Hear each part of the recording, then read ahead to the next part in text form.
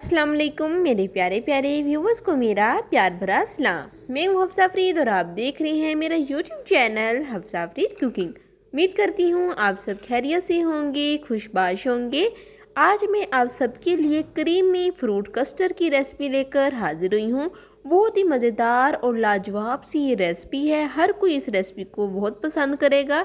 जब आप फ्रिज में रखेंगे ठंडा ठंडा ये खाएंगे, बहुत ही मज़ेदार सी ये रेसिपी बनेगी। अगर आप पहली दफ़ा भी ये रेसिपी बनाएंगी तो बहुत परफेक्ट बनेगी, तो इसलिए आपने इस रेसिपी को एंड तक वॉच करना है। सबसे पहले तो देखिए हम कस्टर्ड बना लेंगे जिस तरीके से आम रूटीन में बनाते हैं। उसके बाद आपने सारे जो फ्रूट आपके पास अवेलेबल होंगे उसको आपने कटिंग करके साथ शामिल करते जाना है। जैसे मैंने सेब, अमरूद, केला, स्ट्रॉबेरी हस्बे ज़रूरत शामिल की है कटिंग करके। कटिंग आप अपनी मर्ज़ी से कर सकते हैं। तो इस तरीके से अब हम अच्छे से मिक्स कर लेंगे।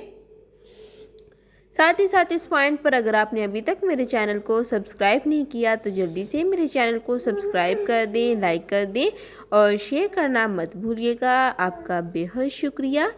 अब इस पॉइंट पर हम शामिल कर देंगे बाउल में।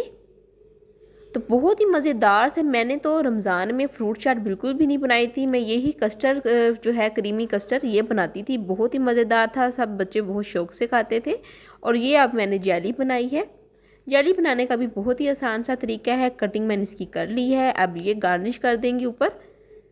साथ ही साथ इस पॉइंट पर अगर आपके पास ड्राई फ्रूट्स अवेलेबल हैं जैसे कि काजू, बादाम, पिस्ता, तो वो भी आप जूलियन स्टाइल में काट कर ऊपर शामिल कर सकते हैं।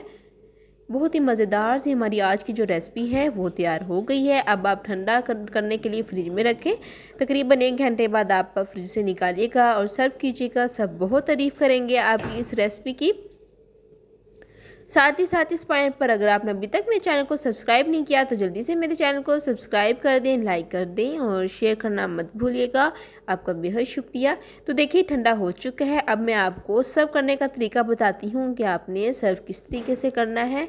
तो देखिए माशाल्लाह से कलरफुल हमारी जो फ्रूट कस्टर्ड है वो तैयार हो चुका है। कितना मज़ेदार सा और क्रीमी क्रीमी सा टेक्स्चर भी है।